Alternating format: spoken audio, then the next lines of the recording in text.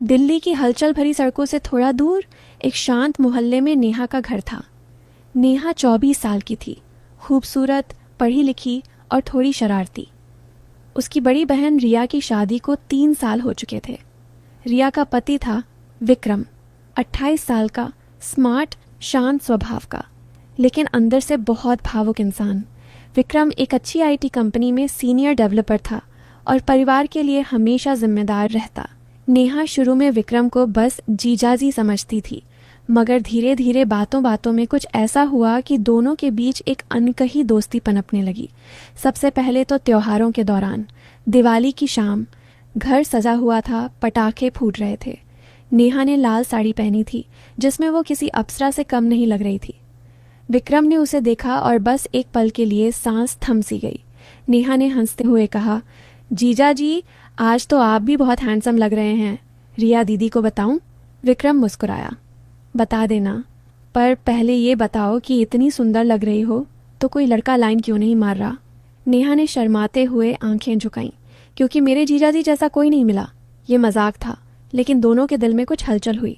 फिर आया रिया का ऑफिस टूर। रिया को 2 हफ्ते के लिए बैंगलोर जाना पड़ा। घर में सिर्फ नेहा और विक्रम रह गए। पहले तो दोनों थोड़े असहज थे, लेकिन धीरे धीरे बातें बढ़ने लगीं।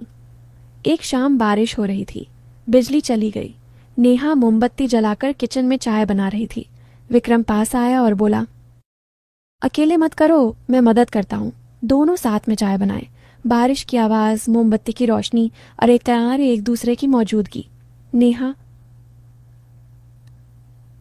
ने चाय का कप देते हुए कहा, जीजाजी, आप इतने अच्छे क्यों हो? विक्रम ने गहरी सांस ली। क्योंकि तुम्हारे जैसे इंसान के सामने अच्छा बनना पड़ता है नेहा। पहली बार उसने नेहा नाम लिया, जीजाजी नहीं। नेहा का दिल धड़क उठा। वो चुपचाप मुस्कुराई और बोली, आपको पता है, मैंने कभी किसी से इतनी खुलकर बात नहीं की जितनी आपसे करती हूं। विक्रम ने उसकी आंखों में देखा। उस पल में दोनों को लगा कि समय रुक गया है, लेकिन दोनों जानते थे कि ये रिश्ता आसान नहीं होगा। दिन बीतते गए, रिया वापस आ गई, लेकिन अब विक्रम और नेहा के बीच कुछ बदल चुका था। छोटी छोटी बातों में प्यार झलकने लगा। कभी नेहा विक्रम के लिए कॉफी बनाकर ले जाती, कभी विक्रम नेहा को ऑफिस से लिफ्ट दे देता। रिया को शक नहीं हुआ, क्योंकि वो दोनों को भाई बहन की तरह ही देखती थी।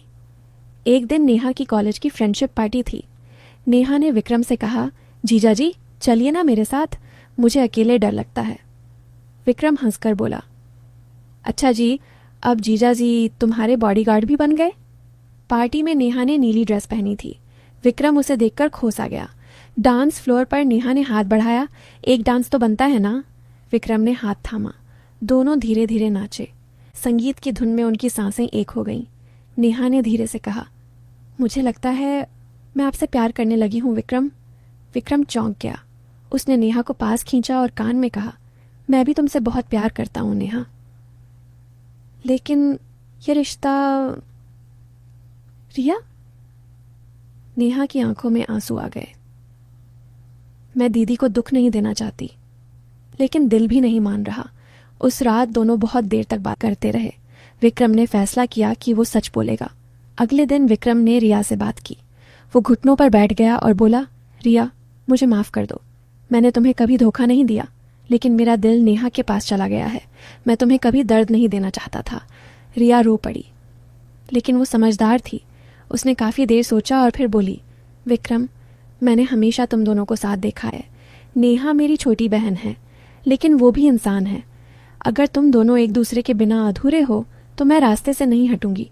मैं तलाक ले लूंगी, लेकिन एक शर्त, नेहा को कभी दुख मत देना। रिया की ये उदारता देख दोनों रो पड़े। रिया ने नेहा को गले लगाया और कहा, तू खुश रहे, बस यही मेरी दुआ है। कुछ महीनों बाद तलाक हो गया। रिया ने नई शुरुआत की। वो अब एक एनजीओ चलाती है और बहुत खुश है।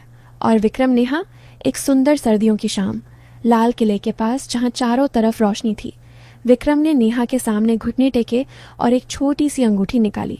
नेहा, क्या तुम मेरी जिंदगी की सबसे खूबसूरत कहानी बनना चाहोगी? नेहा की आंखें नम हो गईं। उसने सिर हिलाया और बोली, हाँ विक्रम, हमेशा। दोनों ने एक दूसरे को गले लगाया। आसमान में तारे चमक रहे थे, जैसे वो भी उनकी खुशी में शामिल हो रहे हों। प्यार कभी गलत समय पर नहीं आता, वो बस आता है और सही इंसान के साथ सही हो जाता है। विक्रम और नेहा की कहानी आज भी उनके परिवार में एक मिसाल है कि सच्चा प्यार कभी गलत नहीं होता। वो बस इंतज़ार करता है सही वक्त का,